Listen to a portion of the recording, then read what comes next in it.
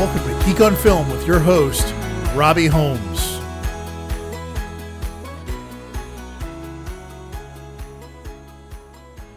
Hey there, welcome to the Geek on Film Oscars 2025 preview show.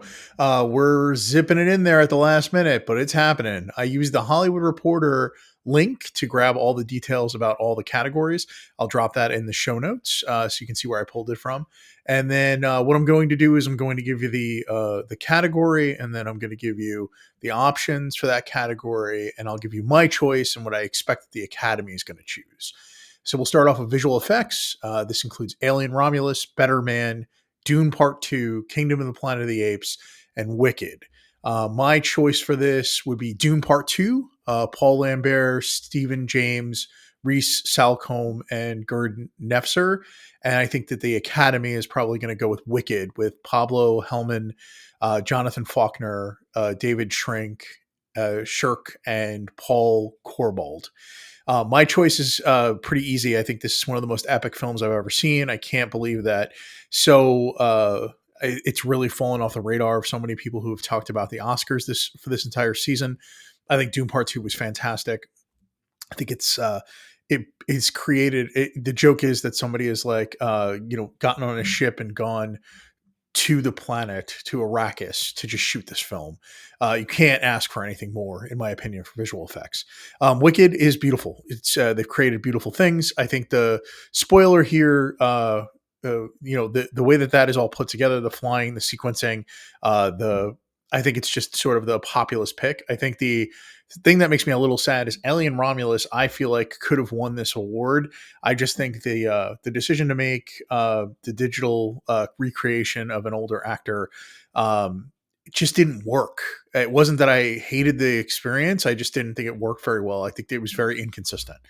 All right, we're going to jump up to sound. So for sound, we have Complete Unknown, Dune Part 2, Emilia Perez, Wicked, and The Wild Robot. My choice for this one is The Wild Robot. Randy Thom, Brian Chumney, Gary A. Rizzo, and Lefferts. I think the sound and the experience of this film is pretty astounding. I think it would be I think it would be the first time ever an animated film won this award. I think it's really, really deserving. I've seen the film twice now. I've seen it in a theater and I've seen it at home with Atmos. I'm really impressed with the world, the sound that is being created, and that sound is really populating the world. I think the same could be said for what I expect the Academy is going to go for. I think this is another below the line win for Dune. Gareth John, Richard King, Ron Bartlett, and Doug Hemphill. The sound is unique. It has created an entire new landscape of sound. I think it is pretty astounding. So no bad choices here. I think the films I would have the most problem with winning would likely be Emilia Perez or Complete Unknown. I think probably even just Emilia Perez. Complete Unknown, it really did feel like you were at the festival at the end. It was pretty impressive. The sound creation. I just feel like Emilia Perez was all over the place with sound. I don't think it had a consistency.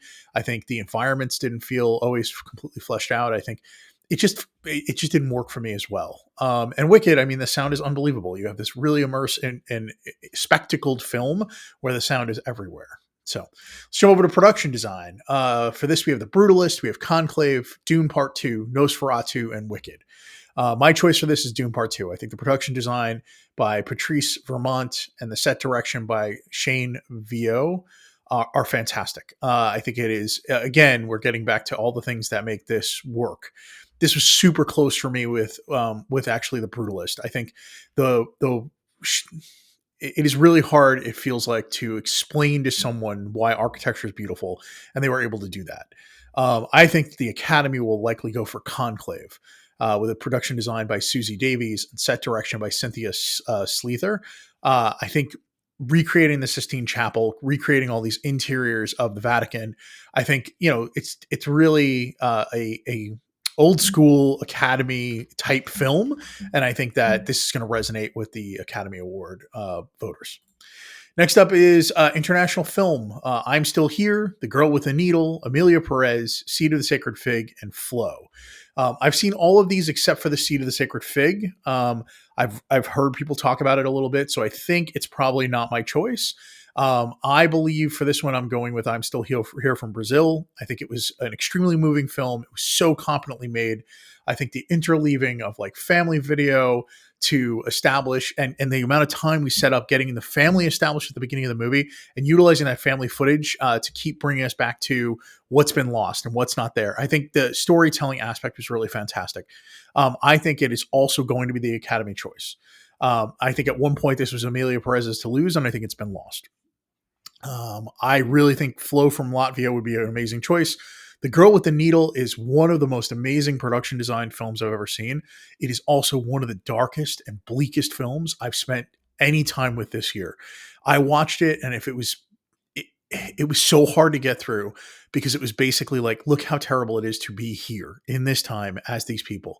And there's a place for that. I am not going to shy away from complicated films, but The Girl with the Needle left me despondent. It was very hard watch. If it was being nominated for production design, I think it even might be in there above some of the other things we just talked about. Documentary short, Death by Numbers, I'm Ready Warden, Incident, Instruments of a Beating Heart, and The Only Girl in the Orchestra.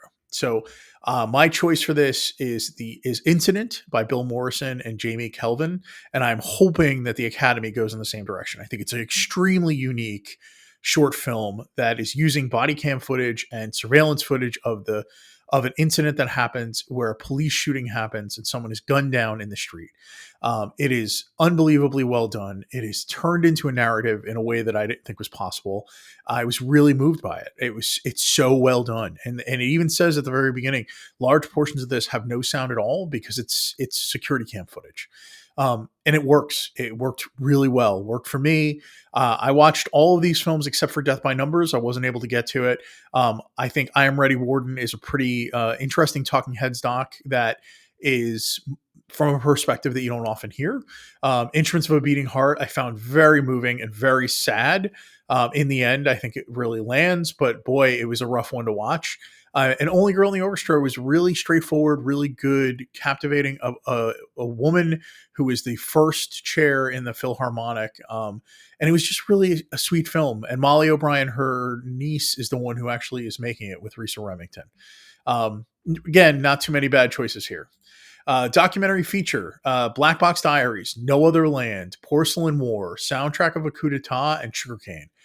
So here I didn't get to see No Other Land or Porcelain War.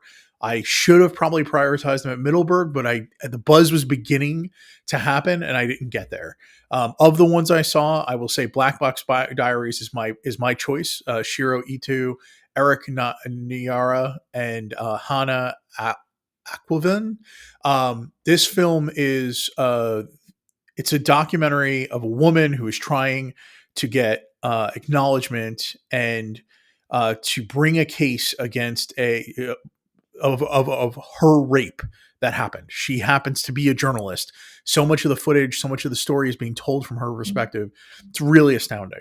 I am putting down that I believe that the Academy is going to go with No Other Land, Basil Adra, Rachel Sozer, Hamden Bilal, and Yuval Abraham. Everything I hear about this movie is that it has been the most moving documentary all year long. I expect that I will like it and it will move me, but I haven't seen it, so I really can't say it's my choice. I haven't seen Soundtrack of a Coup d'etat or Porcelain War. Soundtrack of a Coup d'etat is on me. I think that would be right up my alley. I would probably think it was very close to my choice. Porcelain War, I have just not had any access to. Sugarcane was moving and felt very of the moment. There's a lot of reckoning with the type of story that's being told in Sugarcane. All right, we're going to jump over to music. Original song. El Mal from Emilia Perez. The Journey from the 6888. Like a Bird from Sing Sing. Mi Camino from Emilia Perez. And Never Too Late from Elton John, Never Too Late. I think this is going to go to El Mal from Emilia Perez. The music by Clement Ducal and Camille. Lyrics by Clement Ducal, Camille, and Jacques Audiard. I think for me, Emilia Perez didn't work very well. And on a second viewing, I feel like I had less connection to it.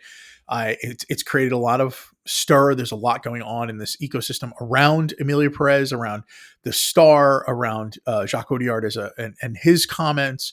There's a lot of complications here. I think this is really the scene that worked the most for me in this movie. It's also like, giving a chance for Zoe Saldana to like shine. She's so good in this scene. I also think the Academy is going to go that way. I would be surprised if they don't. I feel like it has been the standout for the entire season from this movie that has 13 nominations. It's what people keep coming back to. If I had to choose beyond that, I think it would probably be maybe finally giving Diane Warren her Oscar for The Journey in 6888. Let's jump over to music. Original score: The Brutalist, Conclave, Amelia Perez, Wicked, and Wild Robot. For me, the choice is Brutalist by Daniel Blumberg. I also believe that the Academy will go this direction. You cannot get away from the initial notes of The Brutalist without you knowing it's the film. It is unbelievable. Of the films that were nominated, it's the one that I think is the most iconic. It is the one that I think is most able for me to picture the film and what's happening. I've seen The Brutalist twice. The second time watching it, I got goosebumps every time the music would pivot. It really is amazing. I would be very remiss if I didn't mention that I think the biggest snub of the year was the Challenger score. I think what Atticus Ross and Trent Reznor did for that movie propelled the movie. The way I described it is the film of Challengers was a fantastic film that was moved forward and made more intense by the score of that movie. The Brutalist is made to feel more epic because of what is being done with this score. So I think they're both complementary in different ways to a film. So I believe if it was here, I would have gone with Challengers. But without Challengers in this race, I think it is hands down The Brutalist. All right, live action short film. This is Alien, Anuja, I'm Not a Robot, The Last Ranger, and The Man Who Cannot Remain Silent. I've seen all of these. I think for me, the one that got me the most, I think it's the only 5-star film I gave out of this group out of the shorts that were nominated this year. It's I'm Not a Robot by Victoria Walderdam and Trent. I am so impressed by this. It really felt like a short episode of maybe Black Mirror. And what I was hopeful for when I saw it initially was, I was like, God, I hope this is really an audition for a full length film. I was so impressed with what's being done here. Everything from the script to the acting to the casting to the direction to the feel of it all, how it feels like it's of this world and just askew, a slightly off version of what we have. It's captured beautifully.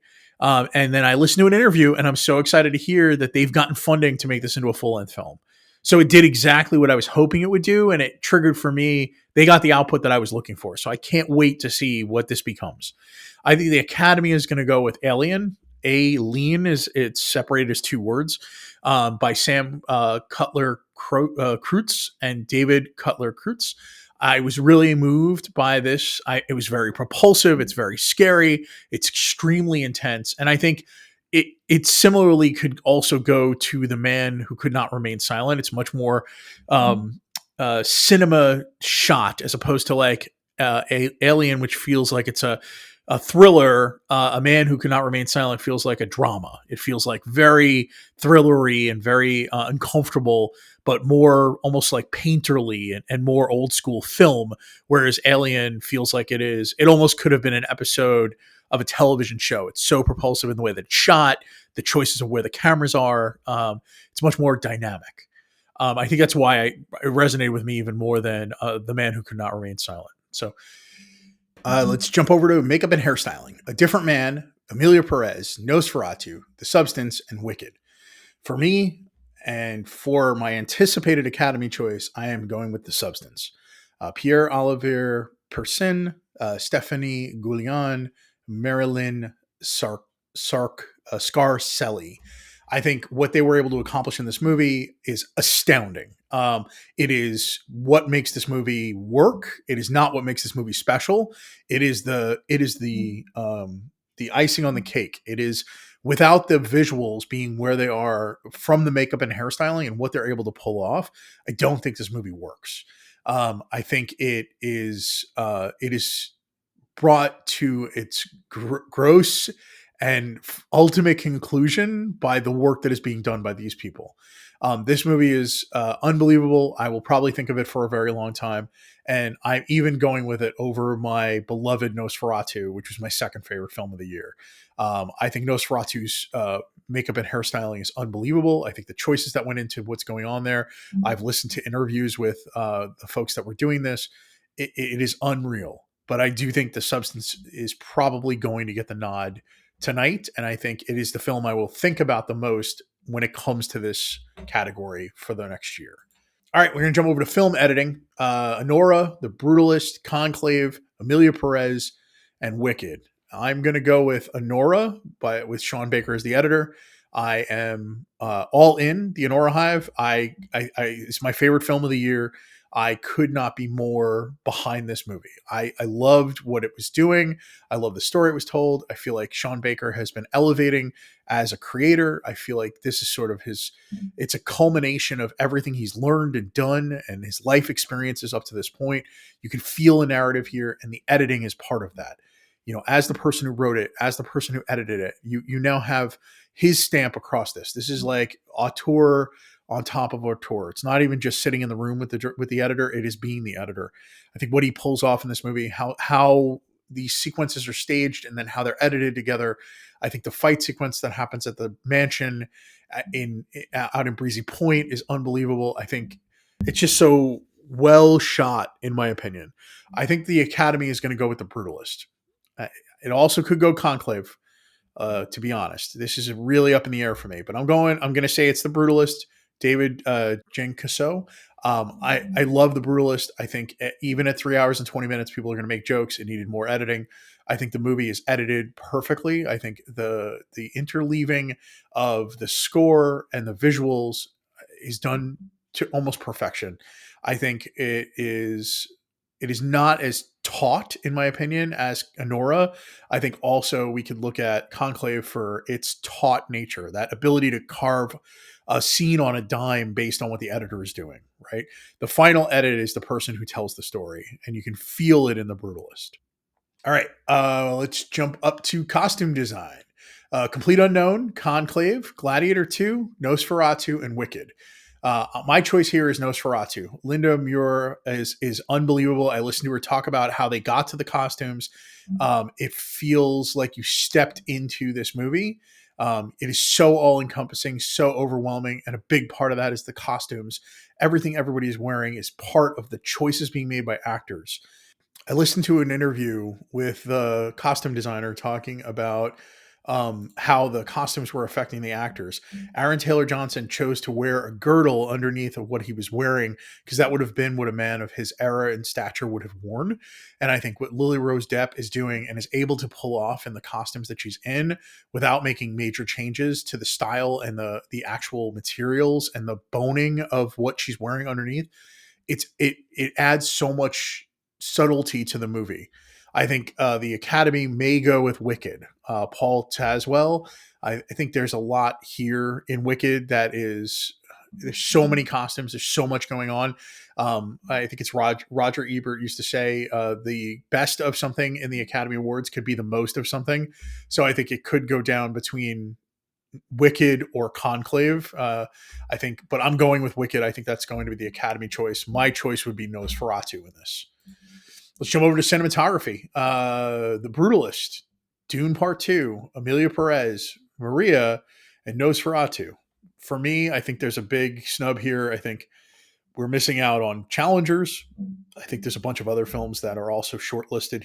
Could have been shortlisted here. It's very surprising. My choice out of this list is Nosferatu. I think Jaron Blatch is doing unbelievable yeoman's work. Anytime I think about this film, I think about we get to the carriage arriving and it is coming down the road and it's basically almost feels like a black and white film. There's so much going on in that scene. And then having the carriage turn sideways and it's just so well done. The castle itself, the streets of of the city, the rats running through, just the way everything is captured. It's beautiful. I think the Academy might go with the Brutalist. I also think there's no bad choice here. I think if it went to Greg Fraser for Dune, or it went to Ed Lachman at Maria for Maria, which he was given the cinematographer's award at the Guild. I think Maria is fantastic. I can't believe it fell off of everybody's plate. I think it is one of the most beautiful films I saw this year. So again, no real bad choices here. I just don't think that Emilia Perez has the cinematography that matches with the other four candidates. I would say I'd be okay with any one of the other four. But Nosferatu for me, Brutalist for the Academy. Let's jump over to animated short. So this is Beautiful Men in the Shadow of the Cypress, Magic Candies, Wander to Wonder, and Yuck. My choice here is Wander to Wonder. Nina Gantz and Stinnette Bosklopper have created one of the most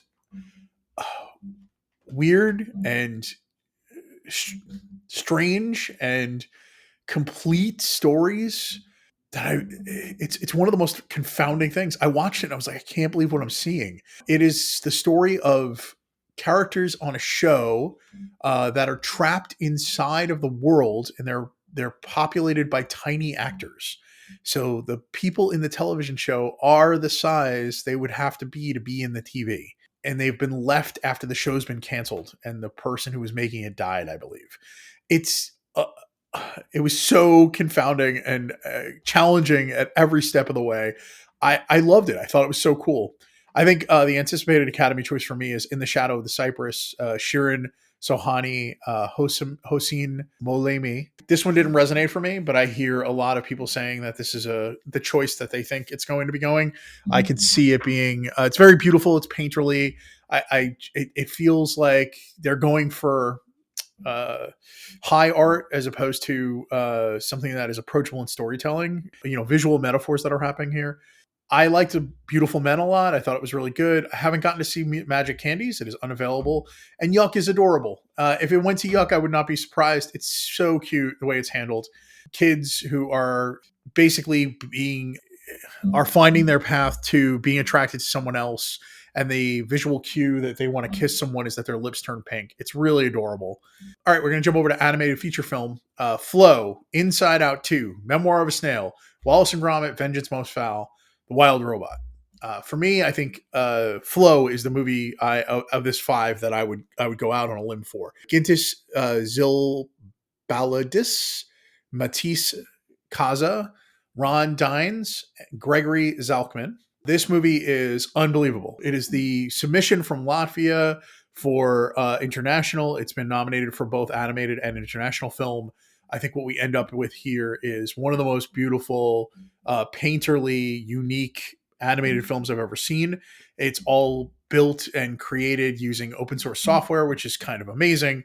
And the characters of this are there's a flood that happens, there's a cat that we follow, and then there's a bunch of other animals that end up, the cat has to, against their instincts, come together with a dog and a capybara and a meerkat, and every character is beautiful and funny and silly. The dog is a dum-dum.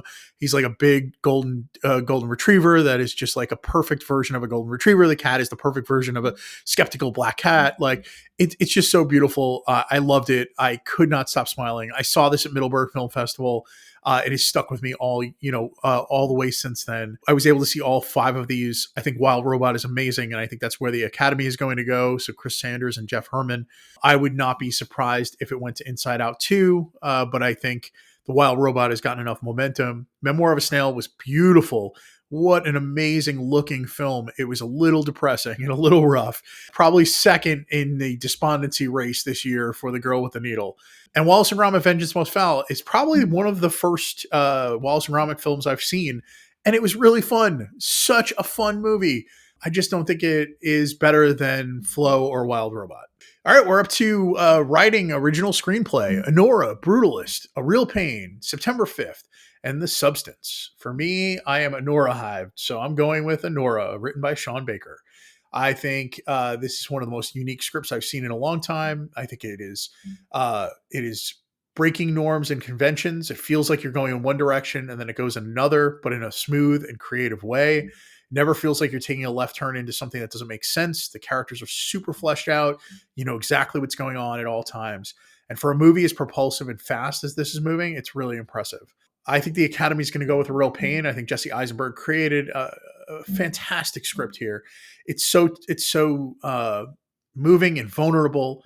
I think Jesse is an amazing writer, but I think he's also an unbelievable. He's so good on the scene and talking about his film. If you got a chance to watch his Independent Spirit acceptance speech and how he talked about Emma Stone as a producer, right? He shifted the spotlight off of him and onto her. He's been constantly praising Kieran Culkin. It's really unreal. There's no complaints here. That's a pretty amazing one. I will say, going down the list, I think The Brutalist is fantastic. I don't love the second half of the movie as much as I love the first, but that is not a fault of the script. That is a decision of the story. And I think it's really well written. And I think September 5th, I just saw it a week ago and I was so impressed. Like, what a tight pick about a time period that I knew nothing about. It happened just before I was born. And I can't believe how I kept turning to my wife and I was like, God, these are just smart people solving problems. I love movies like that. I love process films. And this was a high drama, high stakes film about a terrorist activity that was being captured by people who were not qualified to do what they were doing, but they did it and they figured it out. And it was really, really well done. And the substance, I love the substance. It is a really solid 3.5-star film with some amazing components. I think the script is good. It's not great, but I do think it is a very worthwhile. And if Coralie Farge won, I would be so excited for her. She's amazing. Writing, adapted screenplay, Complete Unknown, Conclave, Amelia Perez, Nickel Boys, Sing Sing. I'm going to go with Nickel Boys. I think Nickel Boys, the screenplay by Ramel Ross and Jocelyn Barnes, is one of the most amazing stories I've seen all year. I think it should have been nominated for way more stuff. How Nickel Boys was not nominated for cinematography, it blows my mind. I think the script is challenging. I think it is smart. I think the way that the storytelling and perspective shifts, unbelievable. What an unreal screenplay. I think the Academy is going to go with Conclave. I think the screenplay by Peter Strahan.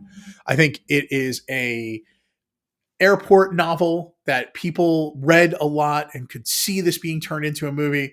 I think it was a pretty straightforward adaptation. I think people were very excited by it. I think A Complete Unknown is it was really well done. I think its script is not what makes this movie work. It is the individual performances that I think are really good. And I think it's an ensemble movie in a lot of ways, even though Timothée Chalamet is amazing. I have not seen Sing Sing. That is my fault, but it's also not the greatest rollout. I've had a hard time getting to it. I am at the point where I'm probably just going to have to pay to see it. I do want to see it. It's a complicated story. I think it would be very moving. It's one of the blind spots I have this season that makes me really sad. I don't think Amelia Perez's screenplay is very good. I constantly question what was going on and why we were moving in this direction. I just don't think it was the greatest screenplay. But Nickel Boys for me, Conclave for the Academy. We're going to jump over to actor in a supporting role. Yura Borisov, Kieran Culkin, Ed Norton, Guy Pearce, Jeremy Strong. There's no bad choices here at all. For most of the year, I was Yura Borisov. I've pivoted. I think Guy Pearce and what he's doing in The Brutalist is fantastic. I think it was a role that a lot of people could have tackled.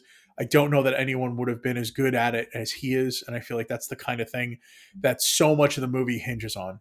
I heard somebody recently joke, like, he shows up and he's like, "Hi, I'm American capitalism in human form." And it just got me. It made me think about it again. It made me think about what he stands for, what he is doing in this. He's the fulcrum around which Laszlo is doing everything he's doing once he gets to his first job. It's really amazing. He's unbelievable. I think the Academy is going to go with Kieran Culkin for real pain. I think no slight here. I think it's a little bit of category fraud is the only problem I have. I think Kieran is basically the lead of that movie. It's not really a two-hander. I think that Jesse Eisenberg is actually the supporting role in this movie. I think Kieran Culkin's great. And people are going to say it's Kieran Culkin doing what Kieran Culkin does. I disagree. I think he has nuance. I think what he's doing in this movie, he's vulnerable, he's aggressive, he's uncomfortable. he's playing a character that is not likable, and you walk away and he's the person you're thinking of.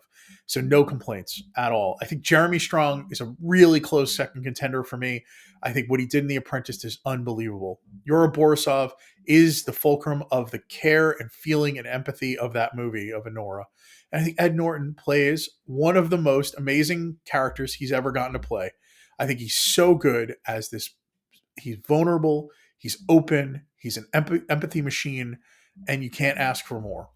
No bad choices here. Actress in a leading role. We're getting there. Cynthia Erivo, Carlos Sofia Gascon, Mikey Madsen, Demi Moore, Fernanda Torres. For me, I'm going Mikey Madsen. I think what she does in Anora, as Anora, no one else could do. I think the movie doesn't work without her. I think her commitment, the character she is embodying, everything she did for that role, learning to dance, learning Russian, like she is Anora. There's no movie without her. So for me, that is my choice. I think the Academy is probably going to go with Demi Moore for the substance. It's a little complicated because I don't know how much this isn't a two-hander. I think it's a complicated lead and supporting character here. I think that Demi is amazing in this movie. I'm taking nothing away from her. If she wins, I think it would be a very well-earned movie win, Academy win for her. I think she's great. I just think Mikey is the entire movie of Anora. I think Carlos Sofia Gascon has really put herself in a position where she can't win based on everything that's come out. And I think Fernanda Torres is really the heart and soul of I'm Still Here. So if it went her way, I would have no complaint. Cynthia Erivo is interesting. I don't know that the first half of Wicked is where we're going to give her an award. I think she is unbelievable as Elphaba. I have no complaints at all. But I think that is what's missing for me, is that I think she's not in a position to lead that movie. It is almost a two-hander. And I realized that I am missing Best Actress in a Supporting Role. So let's finish that one out. Actress in a Leading Role. Again, Mikey Madsen for Nora. And anticipated Academy choice for me is Demi Moore in The Substance. I don't know how I skipped this. Monica Barbaro, Ariana Grande, Felicity Jones, Isabella Rossellini, and Zoe Saldana. I am going with Ariana Grande for Wicked. I think she is absolutely unbelievable in this role. I think I love Wicked. I've seen it on Broadway. I listened to the soundtrack. I've listened to the original motion picture soundtrack. I've listened to the original stage recording. She's unreal. I never thought anybody could play the character other than Kristen Chenoweth, and I would believe it. But Ariana Grande was born to be in this movie and to play this role. And my anticipated Academy choice is Zoe Saldana for Emilia Perez. I think this is also category fraud. I think Zoe Saldana is probably the best thing in this movie, but the movie should really be called her character's name and not Emilia Perez. So much of the movie hinges around her. I think because of that and because of everything she has done in this movie and everything she has done in the Academy over the last 30 years, I think she's likely going to win. No real complaint. I think she's great in this movie. I think Monica Barbaro in A Complete Unknown is fantastic. I just don't know that movie has enough for her character to do to be the supporting role that she could have been. I went back and forth about Felicity Jones in The Brutalist. I think she's really amazing, but she shows up halfway through the movie and then it's kind of co-lead for the second half of the movie for a while. And bounces back and forth. It's too imbalanced for me to think that she's the best supporting actress.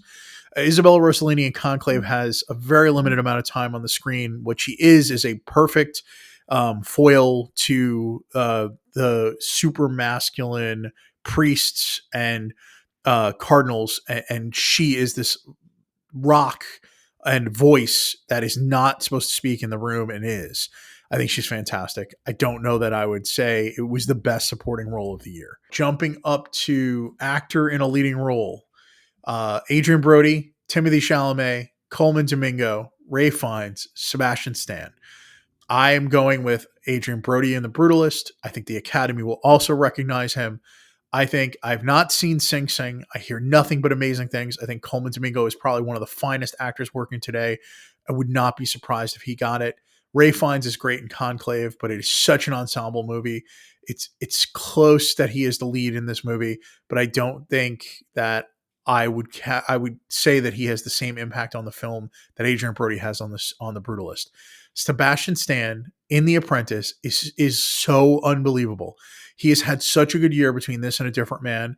I hope everybody acknowledges him for going forward, and that they recognize that he's a better actor than he's been given credit for. Timothy Chalamet is the spoiler here. I think Timothy is fantastic as Bob Dylan. I think the way the character is written doesn't give him the ability to be the center of the movie.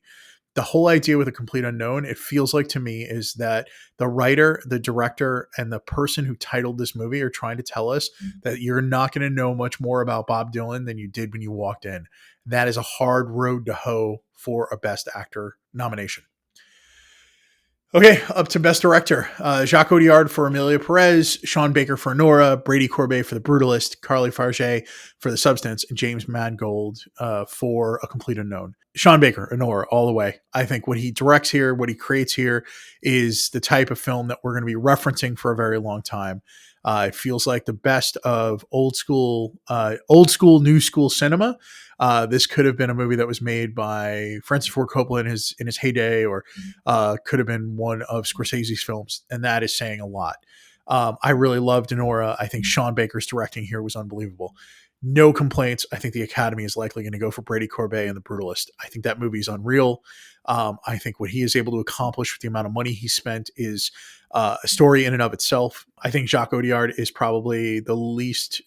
I did not like Amelia Perez. I don't think like what he did with the film is worked for me.